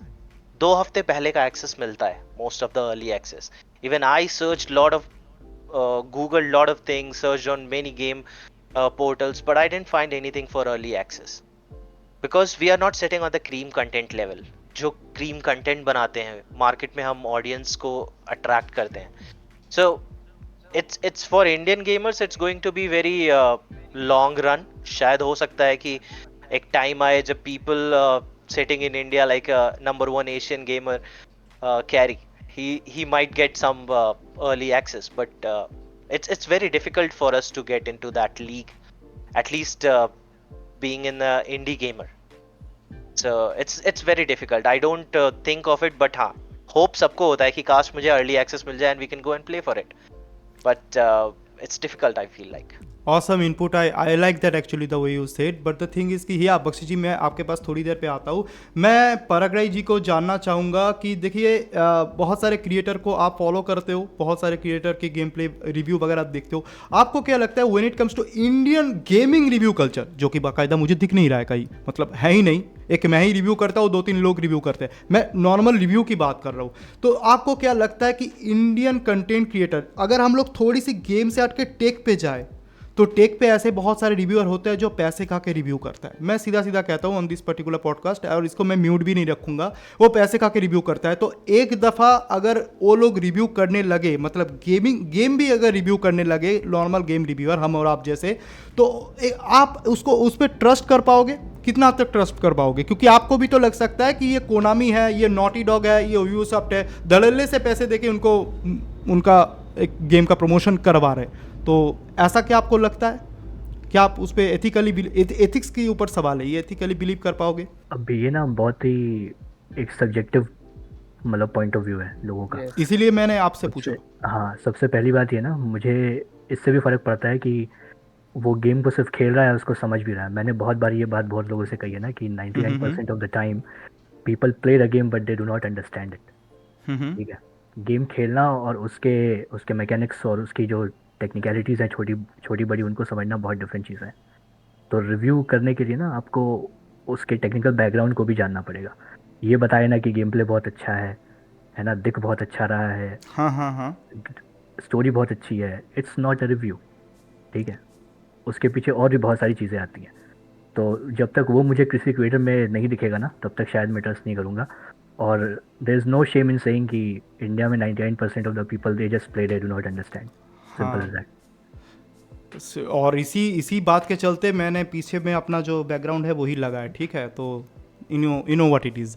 Anyways, तो कभी कभार अपना ब्रांडिंग करना भी ज़रूरी होता है. ब्रांडिंग की अगर बात आती है तो एक बड़ा क्रिएटर हमारे बीच बैठा है जिसका नाम है स्लैशिंग वुल्फ. बाकायदा मैं सब्सक्राइबर के ओर से बोल नहीं रहा हूँ, मैं उनका कंटेंट जो है खुद पसंद करता हूँ, और स्टीव भी है साथ में। देखिए स्टीव और स्लैशिंग वुल्फ, आप दोनों से मेरा सवाल है, बीइंग ए क्रिएटर, आप दोनों जब कोई भी पर्टिकुलर कंटेंट बनाते हैं तो लाइक दिमाग पे क्या रहता है कि जो व्यूअर्स है वो मेरे गेम को देखेगा, उसको अच्छा लगेगा, या तो फिर मैं इस पर्टिकुलर गेम को खेलता हूँ और मेरे को अच्छा लगता है तो मैं उसको दिखाऊंगा, वो देखना चाहे या ना चाहे मुझे कोई फर्क नहीं पड़ता। मतलब क्या एटीट्यूड रहता है आपका, आप दोनों का? गेम टॉट भाई, जैसे हमारा क्वेश्चन था कि जो बड़े डेवलपर्स हैं वो अर्ली स्टेज गेम्स या जो अभी टेस्टिंग पे चल रही है, अंडर डेवलपमेंट गेम्स हैं, वो इंडियन क्रिएटर्स को क्यों नहीं दे रहे हैं टेस्ट करने के लिए? यही था हमारा क्वेश्चन। तो मैं तो इस बारे में तो यही बोलना चाहूँगा कि इंडिया में अभी वैसे किसी की रेपुटेशन बनी ही नहीं है ऐसे गेमर, एज अ गेमर, कि जो बाहर के लोगों को लग सके कि यार ये बंदा हमारी गेम को अच्छे से रिव्यू करेगा। एक एग्जांपल मैं देना चाहूँगा यहाँ पे। मैंने एक गेम को आज तक सिर्फ ज़िंदगी में मैंने सिर्फ एक गेम प्री परचेज की है, और वो मेरी बहुत बड़ी गलती थी। उसके बाद से मैंने सीखा कि कभी प्री परचेज नहीं करना अगर आप गरीब हो तो वो गेम का नाम बताइए। Atlas fallen. उसको मैंने प्री परचेज किया था ट्रेलर देख के कि भाई बहुत अच्छा है, कॉम्बैट मैकेनिक्स बहुत अच्छे हैं। तो उसी गेम को बीस्ट बॉय शुभ, आप जानते हो क्रिएटर, इंडियन क्रिएटर है। हाँ। उस बंदे को जब उसने अपना गेम प्ले डाला था तो उसने लिखा था #ad, क्योंकि एटलस फॉलन के डेवलपर्स ने वो बीस्ट बॉय शुभ को दी थी खेलने के लिए, कि भाई तुम गेम नहीं आई है, तुम खेलो। और कुछ और भी इंडियन क्रिएटर्स हैं, मैं नाम लेता हूँ, चाहे आप बीप कर देना, कि जैसे एक बंदा है करण बेंचमार्क्स करके। उस बंदे को आप देखोगे वो अपने कम्युनिटी पोस्ट डालता है कि मेरे को ये गेम का अर्ली एक्सेस मिल गया है, बट वो उसका गेम प्ले नहीं डाल सकता। गेम प्ले वो तभी डालेगा जब गेम रिलीज हो जाएगी। वो क्या करता है, अलग अलग ग्राफिक कार्ड पे 1650, 3050, 3060 इन सब पे वो गेम टेस्ट करता है। मतलब इंडियन क्रिएटर्स को भी मिल रही है। बट जैसे मुझे आई गेम एज भाई की बात बहुत अच्छी लगी कि वो जो उनकी मतलब कंपनीज को जब लगेगा कि हाँ ये बंदा या फिर ये क्रिएटर कुछ कर सकता है अच्छा, वो तभी उसको देंगे। ऐसा कोई नहीं चाहेगा कि मेरी गेम बहुत सक्सेसफुल ना बने। जैसे कोई मेरे जैसे क्रिएटर है जिसके 300 सब्सक्राइबर हैं, तो उसको देने से बढ़िया वो ऐसे किसी क्रिएटर को देगा जिसके ज़्यादा सब्सक्राइबर हो, मेरे से बहुत ज़्यादा, ताकि उसकी गेम को रीच भी मिले। ओके अच्छा स्टीव, इसी बात को लेकर मैं आपके पास जाना चाहूँगा।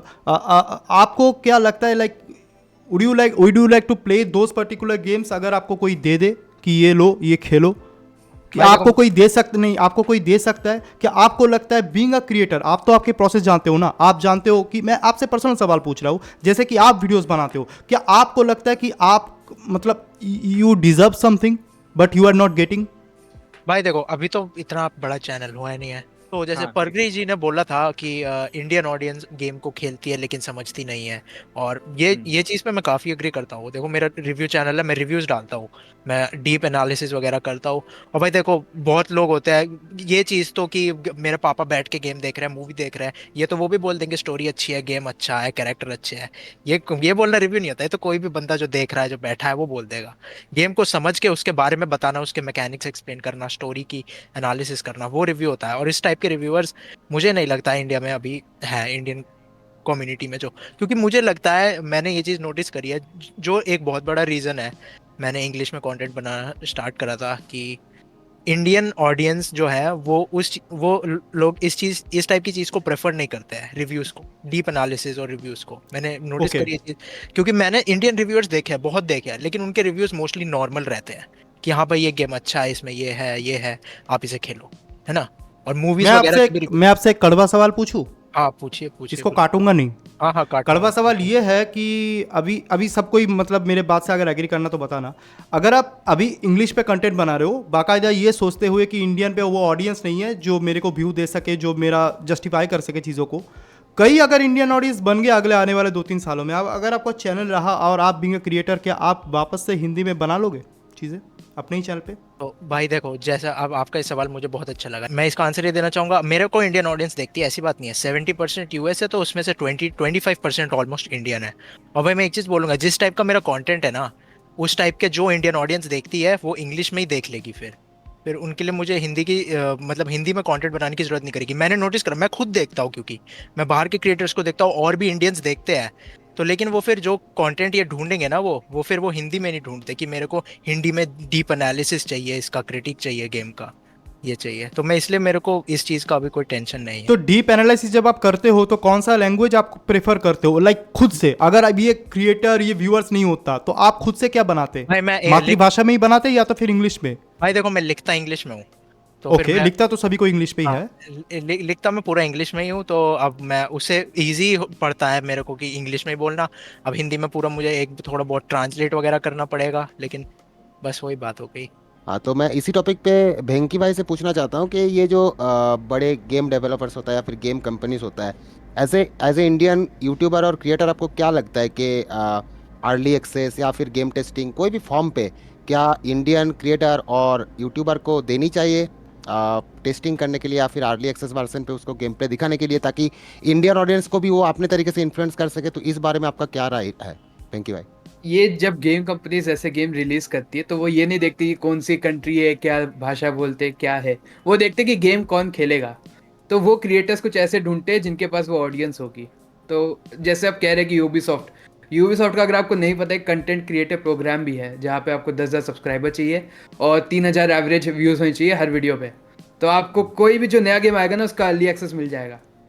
तो ये चीज़ भाई बहुत सारे गेम के साथ होती है। इवन अभी वॉयलेशन स्टूडियोज जो सेंट रोज का था, उन्होंने भी कंटेंट क्रिएशन प्रोग्राम डाला हुआ था। तो ये सब आते हैं बट इसकी नॉलेज नहीं है। एक तो इंडिया में नॉलेज नहीं है क्योंकि इंडिया में इस निच की जो ऑडियंस है बहुत कम है, तो क्रिएटर्स भी कम है। ये चीज़ें अगर अदरवाइज अगर कोई इंडिया में क्रिएटर हो जिसके एवरेज अच्छे ठीक ठाक व्यूज़ में 10,000 व्यूज़ आ रहे हो हर वीडियो पे, तो उसके लिए कोई मुश्किल बात नहीं है कि गेम कीज़ मिलना। ये सब चीज़ें काफ़ी आसान है। वो अभी इंडिया में कोई ऐसा है नहीं तो इसलिए पता नहीं चलता ज़्यादा, बट अगर थोड़ा सर्च करेंगे ना तो हर गेमिंग कंपनी का एक कंटेंट क्रिएटर प्रोग्राम होता है जहाँ पे अर्ली एक्सेस कीज़ मिल जाती है। अगर आप कहेंगे MK, आइस एंड फायर, शिराको, ये सब पूरा गेम प्ले वीडियो अपलोड कर देते डे 1 पे, मतलब 10-15 घंटे का गेम, तो इनको मिलती है अर्ली एक्सेस कीज़ क्योंकि ये लोग उस कंटेंट क्रिएटर प्रोग्राम से जुड़े रहते हैं। प्लस कंपनीज भी, जो बड़े चैनल से कंपनीज उनको सामने से मेल कर देती है। इंडिया में जैसे मैं बात करूँ क्रिएटर्स की, तो भाई इतने सारे क्रिएटर्स हैं और ज़्यादातर फ्री फायर, पबजी, अभी तक तो होपफुली भाई फ्यूचर में धीरे धीरे पीसी बने। बट जैसे अभी आप देखोगे टोटल गेमिंग का फेस रिवील था, वी नो कि he is a mobile gamer, मतलब उसका जो कंटेंट है वो free fire and mobile, but जो वीडियो जो स्पॉन्सर्ड था वो इंटेल आर्क का था जो कि GPU ब्रांड है। मतलब इसमें लॉजिक कहाँ हुआ भाई? तो ये सब चीज़ें कि कंपनीज इंडिया में जो प्रमोशन करती है कंपनीज, वो मेरे हिसाब से थोड़ा सही से नहीं करती। यही कहना चाहता था। ड्यूरिंग 2020 पहले 9 मंथ्स में ही जो इंडिया में जो PS4 की सेल थी वो थी 39,000 units, as compared to globally वो हुआ था 4.8 मिलियन। तो ऐसे में क्या होता है कि अब इंडिया की जो पॉपुलेशन है, वर्ल्ड पॉपुलेशन में इंडिया की परसेंटेज आती है 17.5%। बट जो PS4 खरीदे गए पूरे ऑल ओवर द वर्ल्ड वो सिर्फ थे 0.8%। कहने का मतलब है कि मैंने किस लिए बोला, जब आपका क्वेश्चन था बिग डेवलपर्स वाले कि वो इंडिया को क्यों नहीं देते हैं, तो यही है कि इंडिया में इतने क्रिएटर्स नहीं है। आप मनी प्रॉब्लम बोल सकते हो उसको, एवरेज इनकम पर कैपिटा बोल सकते हो इसको आप, कि इंडिया के पास उतना मनी के बेस पे सब वो नहीं है, रिसोर्स नहीं है कि वो ऐसा खरीद पाए हार्डवेयर या कुछ ऐसा। उनके पास, सबके पास गेमिंग पीसी नहीं है एक्चुअली। और इसको कंपेयर करें मोबाइल गेमर्स से, तो इंडिया में जितने भी गेमर्स हैं ना, जो अपने आप को गेमर्स बोलते हैं, उसमें 87% लोग जो है वो मोबाइल पे गेमिंग करते हैं। बाकी जो बचे 13% वो कंसोल और पीसी वाले हैं। तो बड़े डेवलपर्स मोबाइल में तो है नहीं, बड़े डेवलपर्स पीसी और इस पे ही है ना। तो कहाँ से इंडिया को वो अपना गेम देंगे कि तुम भाई इसको अर्ली एक्सेस में रिव्यू करो? तो इसी डेटा के साथ अगर हम लोग गेमेज के पास जाए, उनसे एक सवाल उठाए जो कि बहुत अहम सवाल है कि जो लाइक पहले के टाइम में वेस्टर्न में हुआ करता था, अभी जाके देखा जा रहा है तो डेटा उठा के कि 10 साल बाद इंडिया पे आ रहा है हर चीज़ें, नॉट ओनली गेमिंग, टेक्नोलॉजी के स्टैंड पॉइंट से अगर बात करें तो पहले के ज़माने में आपको क्या लगता है कि इंडिया पे जैसा हो रहा है कि अभी एक लोग मोबाइल पे पहले स्टार्ट किया ठीक है, उसके बाद आराम से धीरे धीरे लोग कंसोल पे या तो फिर गेमिंग पीसी पे शिफ्ट कर जाएंगे। तो वेस्टर्न पे क्या होता है, लाइक आपके हिसाब से वो लोग भी ऐसे ही होता है कि मोबाइल पहले, उसके बाद कंसोल, उसके बाद पीसी, या तो फिर उनके पास वो छूट रहती है क्योंकि उनका पर कैपिटा इनकम भी ज़्यादा है, उनके जेब में पैसे भी है, वो बाकायदा जाके PS2 PS1 जैसे जब कंसोल रिलीज़ हुआ था 90s के दौरान वो भी खरीदते थे, साथ ही साथ मोबाइल पे भी गेमिंग करते थे। लाइक उनका क्या अप्रोच रहता था, please. I think you guys have heard about India is a developing country. या मतलब ये 30 सालों से वही सुन रहा हूँ। Yes, exactly. And West में there are a lot of countries जो develop हो चुकी है, right? So India will always be a developing country जहाँ पे construction, technology में evolution और ये सब होता ही रह रहा है. But West में those things are already done and dusted. तो जब हम ये बात करते हैं कि इंडिया में लेट आया, जैसे वुल्फ ने अच्छा डेटा दिया, this is what I was also looking at before this podcast, कि ऑडियंस क्या होता है हमारा। That's why I put it few words related to the market. और फिर वाइकिंग ने मुझे पॉइंट आउट भी किया था कि related to market and research. जब कोई गेम कंपनी गेम निकालती है ना, तो वो ये नहीं देखती है कि मुझे ये गेम किस मार्केट में लॉन्च करना है, वो ये देखती है कि मेरा रीच कितना बड़ा हो। That's why games coming out are coming in multilingual language, so that people like us sitting in India, people in China where English is not popular, people sitting in European countries, people sitting in US, Australia, everybody can globally play that. That is the need of that market. So 3 चीज़ें बहुत important होती है जिसके बारे में मैं हमेशा बोलता हूँ कि आपकी रीच क्या है, कितने लोगों को आप अट्रैक्ट कर सकते हो। जितने आपके नंबर ऑफ यूजर्स होंगे, जितने आपके नंबर ऑफ व्यूअर्स होंगे in that particular country, you will be able to excel in that. India में इतने कम प्ले स्टेशन सेल हुए हैं, क्यों? इंडिया में प्ले स्टेशन खरीदने वाले लोग नहीं हैं, या इंडिया में पैसे वाले लोग नहीं हैं, बट इंडिया में गेम खेलने वाले लोग इतने ज़्यादा नहीं हैं। जो गेम ऑडियंस होती है ना, वो इतने ज़्यादा नहीं है। If you will talk about like ESL for Counter-Strike, you will see the stadium is full house, packed, jammed. They go to see the game on a screen, not in a playground. पूरा auditorium full होता है। India में कितने ऐसे gaming होते हैं? Comic-Con होता है, वहाँ लोग जाते हैं, बट कॉमिकॉन जैसा कुछ गेमिंग से रिलेटेड इंडिया में होता है? नहीं होता है। People are not putting these things on the front for gaming. Indian audience, Indian parents, they all say like gaming is bullshit. पढ़ोगे लिखोगे बनोगे नवाब, खेलोगे कूदोगे बनोगे खराब। That's what हमारे पेरेंट्स ने हमें सिखाया है। तो यही चीज हमारे कल्चर में इतना ज्यादा आ गया है कि हम उससे बाहर ही नहीं निकल पा रहे। अभी हम वेस्टर्न कल्चर को देखते हैं and we try to adopt that culture. That is good because they are far more ahead of us. We are moving towards it, but it will take time. That's what I always say कि India में ना quality game content बनाने वाले लोग हैं, ना quality game खेलने वाले लोग हैं। परग्रही और मैं, we all discuss like people play games but people don't understand it. समझना बहुत ज़रूरी है किसी भी चीज़ को करने के लिए, बट वही है कि it will take time. I always say इतना सब कुछ नहीं हो सकता। वेस्टर्न कल्चर को अडॉप्ट तो करेंगे हम, टाइम लगेगा। अभी I don't think just after COVID, you see, just after COVID, you will see there are a lot of YouTubers in India who are coming up with YouTube channel, YouTube content, people watching it. Who all are their watchers? Who all are their content consumers? All Indian people. We don't expand ourselves. We don't go globally because Steve ने बहुत अच्छी बात बोली थी थोड़ी देर पहले कि he will make the content in English because the people sitting in India, they can also watch, they understand English. But if you will make the content in Hindi, only the Indian people will watch. So make the content in English because English is globally known language. Globally accepted as well. Yes, China को भूल जाओ बस। तो आपने गेमेज जी, पराग्रही जी के बारे में बात किया, तो आप दोनों साथ में बहुत सारे CSGO, CS2 ऐसे गेम्स खेलते रहते हो, तो you know each other very well, और बहुत ही बढ़िया बात है। द थिंग इज कि पराग्रही जी, आप मुझे ये बताइए कि इंडियन कंसेप्ट के ऊपर गेम बना, ठीक है, इंडियन कंसेप्ट के ऊपर जैसे कि अनचार्टेड की एक गेम बना है, इंडियन थीम के ऊपर भी गेम बना। At the end of the day जितने भी सारे गेम आप खेले हो, जितने भी सारे आपके बड़े बड़े कलेक्शन है, स्टीम हो या एपिक, इस पे से कोई भी पर्टिकुलर गेम में लैंग्वेज पे आपको हिंदी दिखी है? अगर नहीं दिखी है तो क्यों नहीं दिखी? आपको क्या लगता है कि दिखना चाहिए? क्या ये दर्शाती है कि हम लोग अभी तैयार नहीं हुए हैं लाइक बड़े बड़े गेम को एज अ क्रिएटर एक्सेप्ट करने के लिए? Good question. ऐसा नहीं है कि हम लोग रेडी नहीं है एक्सेप्ट करने के लिए, लेकिन बाहर के लोगों को, जो लोग गेम लॉन्च करते हैं ना, उनको ऐसा लगता है कि हमारे पास इतना एक्सपोजर नहीं है। ठीक है, ये एक बहुत बड़ा फैक्टर है गेमिंग को इंडिया में लाने के लिए। फॉर एग्जांपल जितने भी आप कंटेंट क्रिएटर्स देखते हो जो पॉपुलर हैं, ठीक है, वो या तो BGMI से हैं या फिर फ्री फायर से हैं या फिर PUBG से हैं। ठीक है, PC गेमिंग के फील्ड में भी अगर आप गेम्स देखोगे ना, तो मोस्टली वही सारे गेम्स लोग खेलते हैं जो कि फ्री होते हैं। ठीक है, I should not say that, है ना, maybe it might sound rude, लेकिन सच्चाई यही है। आप जितने भी क्रिएटर्स को स्ट्रीम करते हुए देखोगे ना, जितने भी बंदों को आप फेमस होते हुए देखोगे, वो वही होंगे जो गेम्स वो खेलते हैं जो फ्री हैं, लाइक वैलोरेंट, ठीक है, काउंटर स्ट्राइक। लोग ये खेलते हैं। कोई भी ना अपना हार्ड एंड मनी स्पेंड करके कोई गेम सिर्फ इससे नहीं खेलेगा क्योंकि उसको ट्राई करके व्यूज़ लाने हैं। ठीक है, क्योंकि ऑब्वियसली हमारा एक्सपोजर नहीं है और हमारे पास बहुत सारी लिमिटेशन है। हमारे पेरेंट्स को ऐसा लगता है कि भाई पैसे तो कमा नहीं रहा बट पैसे उड़ा रहा है ना। हाँ जी। तो एक ये चीज़ बहुत बड़ी बात है। एक बार हमारी बात भी हुई थी और मैं हमेशा ये चीज़ ना बहुत सोचता हूँ कि सिर्फ कंटेंट बनाने के लिए गेम खेलना इंपॉर्टेंट है या फिर खेलने के लिए खेलना इंपॉर्टेंट है। एग्जैक्टली, मैं सिर्फ खेलने के लिए खेलता हूँ। ठीक है, तो वही है। लैंग्वेज नहीं होना सबसे बड़ा ये फैक्टर है कि हमारे पास एक्सपोजर नहीं है और ना ही हम ट्राई करते हैं उससे बाहर निकलने का। तो जब लोगों को ऐसा दिखेगा नहीं कि हम ट्राई कर रहे हैं, तो वो हमें अपॉर्चुनिटीज़ कैसे देंगे? वो कैसे ये सोचेंगे कि चलो यार ये भी ना ट्राई कर सकता है या फिर इस लैंग्वेज में भी हमें गेम्स बनानी चाहिए?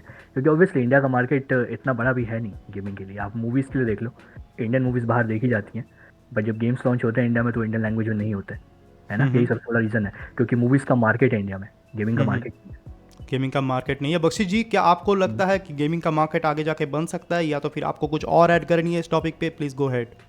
मैं यहाँ पे एक ही चीज़ बोलूँगा कि यहाँ पे टॉपिक था हम लोग का कि क्यों हम लोग को बड़े बड़े कंपनी से early access and work in progress games नहीं मिलते from developed companies and indie studio games as well.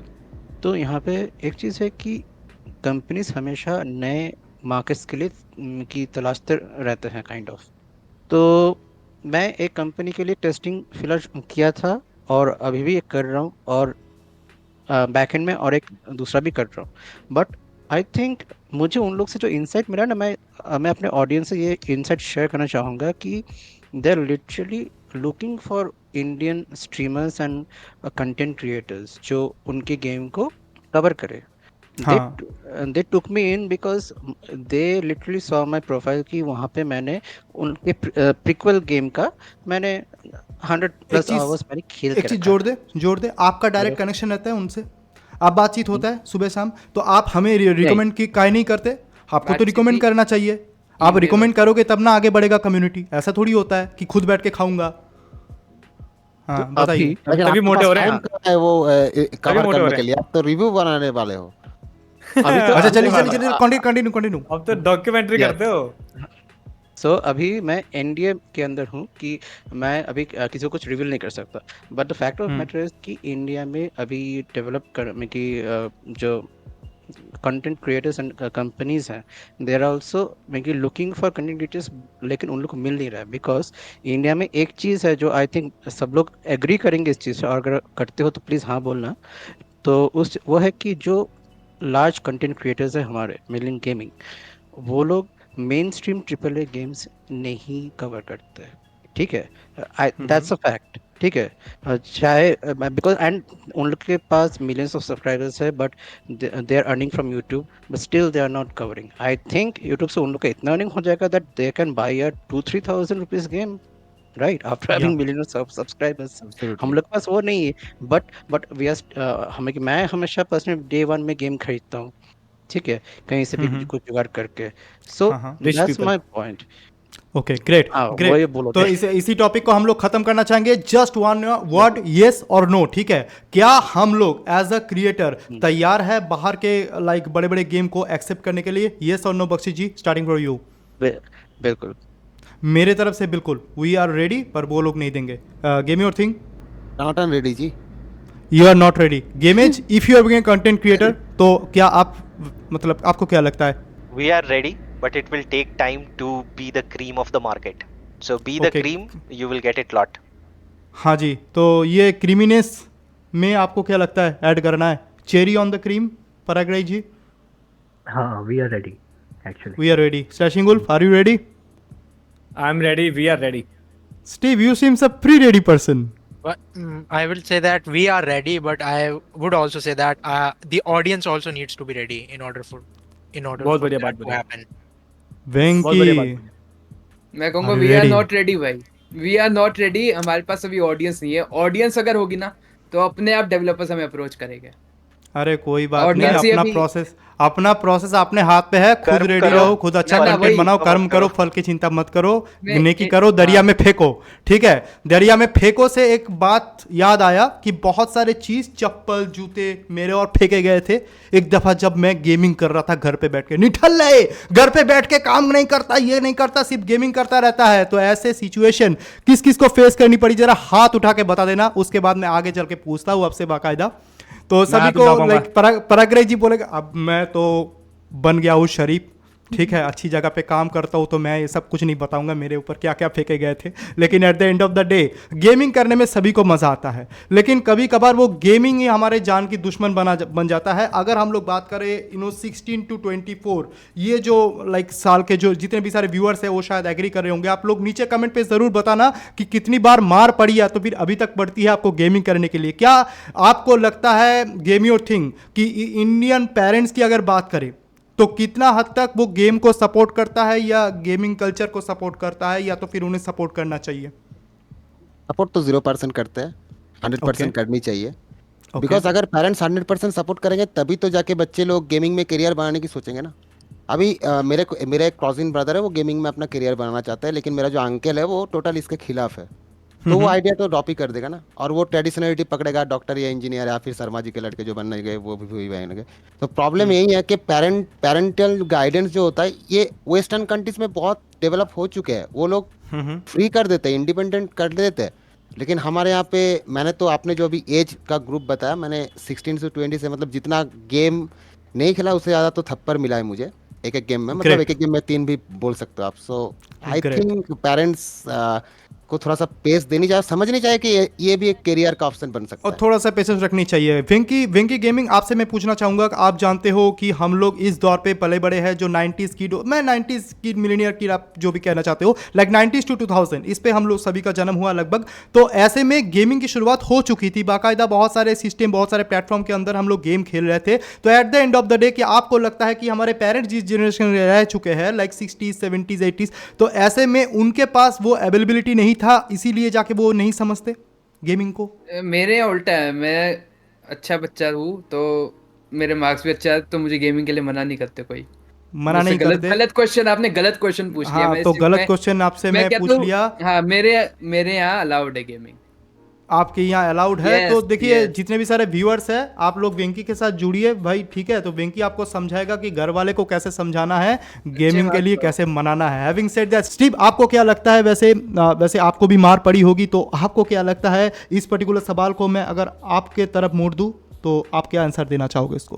भाई देखो, मेरे को मार नहीं पड़ी कभी इस चीज़ पे, मैं झूठ नहीं बोलूंगा। मेरे घर वाले काफ़ी सपोर्टिव रहे हैं, बल्कि मैं तो ये बोलूंगा मेरे को बचपन से प्ले स्टेशन से जब मैं खेलता हूँ, और भाई मेरे साथ ये था ना कि मैं भाई बहुत हरामी बचपन से। मेरा ये रहता था, मम्मी मेरे इस टेस्ट में इतने मार्क्स है तो मुझे गेम चाहिए ये, और मेरे इतने इसमें ये परसेंटेज आई तो 10th क्लास में तो मुझे नया कंसोल चाहिए। अभी तक मेरा यही रहा है 12th तक, ठीक है? अब उसके बाद से थोड़े से चैनल वगैरह स्टार्ट करा, उस पर फोकस करा। और भाई मैं बिल्कुल झूठ नहीं बोलूंगा, मेरे घर वाले बिल्कुल सपोर्टिव रहे हैं सारे, मेरी बहन, मेरी मम्मी, मेरे पापा, तीनों लोग। और बल्कि मेरे पापा तो कभी कभार बैठ के गेम देखने लग जाते हैं, पूछते हैं आज अल्लाह मुझे भी खिला। हाँ, आपने मैं तो मानता हूँ, ठीक है। और लेकिन भाई मैं एक चीज और बोलूंगा, बीच में एक ऐसा फेज आया था जिस समय मैंने पबजी खेलना स्टार्ट करा था, है ना, मोबाइल पे दोस्तों के साथ। अब भाई वो फेज भाई उसमें ऐसा हो जाता है ना, लोग बंदे भाई जब हम लोग ऑनलाइन गेम्स खेलते हैं तो भाई ऐसा रहता है, मम्मी आवाज मार रही है कि बेटा चाय बना दे, कुछ काम के लिए बुला रही है, तो भाई उसमें ऐसा रहता था ना कि नहीं मम्मी अभी आ रहा हूँ, अभी खेल के आ रहा हूँ, इसे मार के आ रहा हूँ, ये चल रहा है, वो चल रहा है। तो भाई वो चीज़ गलत है, उससे फिर भाई इफेक्ट पड़ता है। बहुत लोग मैंने देखा है कि भाई घर वालों की सुनते नहीं है, पूरे दिन बैठ के मोबाइल पे खेलते रहते हैं। अब भाई मेरे साथ ये है, मैं गेम खेल रहा हूँ, मैं कुछ कर रहा हूँ, अगर मेरी मम्मी मुझे कॉल करेंगी, मेरे पापा मुझे बोलेंगे कि बेटा ये करना है, मैं गेम को सीधा पॉज करता हूँ और सीधा काम करने जाता हूँ। तो भाई एक वो भी फैक्टर रहता है। और लेकिन जो भाई वो पबजी वाला फेज था ना, उसमें मेरे को ऑलमोस्ट मार पड़ते पड़ते बची है, उसमें मेरी बहुत डांट लगा करती थी। और भाई मैंने बाद में कुछ टाइम बाद ही रियलाइज करा है कि वो गलत है। एक छोटी सी चीज ऐड करनी है, हाँ, इसमें अगर सामने वाला किड रिस्पॉन्सिबल है तो आई थिंक पेरेंट्स भी गेमिंग के लिए मना नहीं करेंगे। अगर बच्चा रिस्पॉन्सिबल है, उसको पता है कि स्टडीज, आमतौर पे गेमिंग मैनेज कैसे करनी है, तो पेरेंट्स मना नहीं करते हैं। मेरे ख्याल से आमतौर पे ऐसे बहुत कम ही बच्चे होते होंगे, जो भी व्यूअर्स है शायद एग्री करेंगे कि जो रिस्पॉन्सिबल उतना हद तक हो जितना तक कि आप अभी बोल रहे हो। स्लैशिंग वुल्फ, मैं आपसे पूछना चाहूँगा, गेमिंग कल्चर की अगर बात करें, स्पेशली ऑनलाइन गेमिंग कल्चर की अगर बात करें, तो बहुत सारे जो लोग होते हैं वो आपस में ऐसे कम्युनिटी के साथ जुड़ते हैं और बहुत सारे कम्युनिटी टॉक्सिक होते हैं, गाली गलौज करते हैं। तो पेरेंट्स को कहीं ऐसा भी तो लग सकता है कि मेरा बच्चा उल्टा पुल्टा सीख जाएगा, उल्टा पुल्टे लोगों के साथ मिल रहा है, या तो फिर कान में हेडफोन दबा के जब बैठे रहते हैं उनको ऐसा लगता है कि ये अलग ही दुनिया पे चला गया है, इसको अपनी दुनिया पे लानी चाहिए, रियलिटी चेक देनी चाहिए। तो क्या आपको लगता है ये whole parenting and video game के बारे में? हाँ, मुझे ऐसा लगता है कि जब मैं गेमिंग करता था पहले पीसी पे, तो मेरे को हमेशा एक लाइन सुनने के लिए मिलती थी जो कि सच हो गई है आज। वो बोलते थे, मेरी मम्मी बोलती थी तेरी आंखें फूट जाएंगी, और सच में मुझे चश्मा लग गया है, -2 पावर वाला। तो वो सच में हो गया है वैसा। तो मुझे जहाँ तक लगता है कि इंडियन पेरेंट्स मतलब बहुत ज़्यादा प्रोटेक्टिव होते हैं और ओवर पोसेसिव हो जाते हैं कभी कभी, कि उनका बच्चे की सेहत खराब हो जाएगी, या उनके बच्चे की थोड़ा ज़्यादा देर बैठने से पोस्चर खराब हो जाएगा, या बाहर नहीं जाएंगे तो फ्रेंड्स नहीं बनेंगे। ऐसा कुछ इंडियन पेरेंट्स, ये नहीं है कि वो सिर्फ ये सोचते हैं कि करियर नहीं है गेमिंग में, वो ये भी सोचते हैं कि बच्चे की हेल्थ खराब हो रही है। मेरे केस में तो ये था। सीमा हैदर आ जाएगी। तो गेमेज जी और परागड़े जी, जैसे कि आप लोग दोस्त हो, आपने जाहिर की इस बात को, तो बहुत बढ़िया लगा। तो आप दोनों ही साथ में इस पर्टिकुलर एक क्वेश्चन का आंसर देना। अगले आने वाले 10 सालों में मैं अगर देखूं तो शायद अगर आपके लाइक छोटे छोटे किड्स हो, तो वो किड्स जब आगे जाके गेमिंग करे, नहीं शर्माने की बात है, सभी का होता है, और द थिंग इज की वो अगर गेमिंग करे, वो अगर गेमिंग करने शुरू हो जाए, दिन दुगनी रात चौगनी करके गेमिंग करे, तो क्या आप उन्हें रोकोगे, या तो फिर आप कोशिश करोगे उनका एक गेमिंग पे अगर इतना अगर सही है उनका दिमाग, तो गेमिंग के ऊपर ही क्यों ना कैरियर बनाया जाए, गेम डेवलपर ही क्यों ना बनाया जाए, कुछ अनरियल के ऊपर काम कराया जाए? मतलब क्या सोचोगे आप उनके फ्यूचर प्लानिंग को लेके, अगर वो गेम में इतने दुरुस्त है? तो आप दोनों ही जवाब दे सकते हो इसका, and you can contradict as well. सबसे पहले तो क्या होता है ना कि मैं तो ये बोलूँगा कि मेरे बच्चे होंगे तो मैं भी गेम खेलूंगा, उनको भी खिलाऊंगा, उनकी मम्मी को भी खिलाऊंगा। एग्जैक्टली। सही है। बट वही है, we as a parent in India are more concerned about their kids.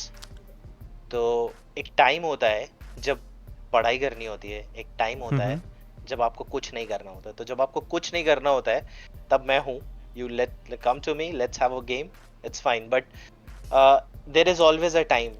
आज के डेट में बच्चों को स्टार्टिंग में ही वो चल नहीं पाते, बोल नहीं पाते, बट उनके हाथ में मोबाइल दिख रहा होता है। That kind of culture is very bad, but there will be a time when he is in his senses, he understand what is right, what is wrong. That is the time I will support him, but not before that. Great. परागड़े ji please continue. हाँ, almost same. पहले पढ़ाई पूरी कर ले, उसके बाद खेल लियो, कोई दिक्कत नहीं है। उसके अच्छा, साथ आप दोनों आपस से कहीं क्लैश नहीं करते, मतलब अलग अलग चिंता भावना नहीं होता आप लोगों का? No we do at some point.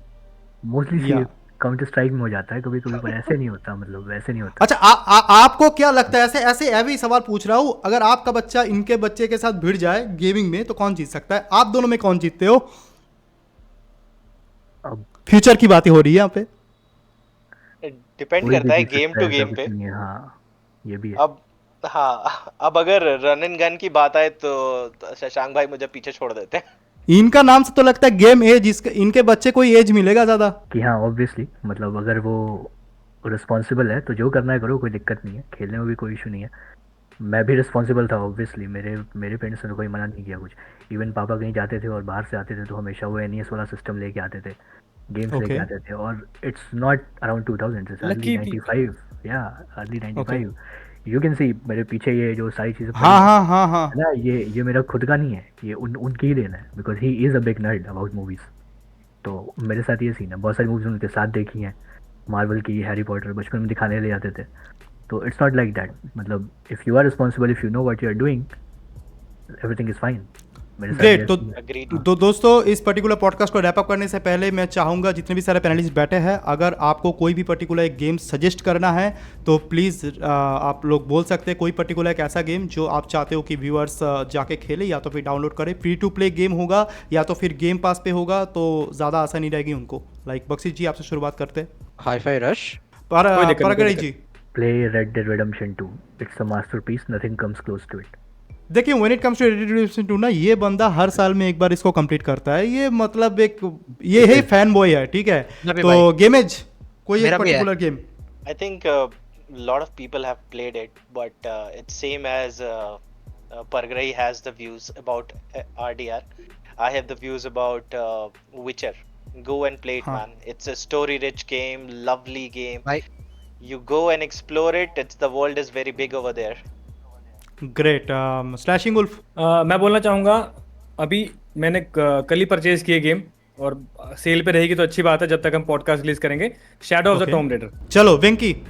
Okay, मैं यहाँ पे रिकमेंड करूँगा गौतम नाइट्स। इवन मैं भी इसके लिए एक्साइटेड नहीं था, बट अभी सुसाइड स्क्वाड आ रही थी तो मैंने सोचा गौतम नाइट्स को कंप्लीट करते हैं। जब ये गेम आया था तो ऑप्टिमाइज नहीं था एंड हाइप इसकी चली गई थी। मैंने इसको काफ़ी टाइम बाद इसको ट्राई किया अभी, एंड सच बोलूँ तो इतना भी बुरा गेम नहीं है, काफ़ी इंटरेस्टिंग स्टोरी है इसकी, एंड इसके कट सीन स्पेशली भाई बहुत मेहनत करके बनाया है। काफ़ी अच्छा गेम है आई थिंक। स्टीव। भाई मैं रिकमेंड करूंगा, जैसे आज स्टेट ऑफ प्ले के बारे में बात हुई है तो प्ले स्टेशन यूजर्स को इस समय सेल पर है सिर्फ 524 के लिए प्ले स्टेशन स्टोर पे, डाइंग लाइट एनहांस्ड एडिशन। थोड़ा पुराना गेम है लेकिन काफी अच्छा गेम। तो गेम भाई, आप कौन सी गेम रेकमेंड करोगे? मैं रिकमेंड करूंगा वही जो मेरे दोस्त मुझे बचपन में बुलाते थे, बकरी गोट सिमुलेटर 3। ठीक है।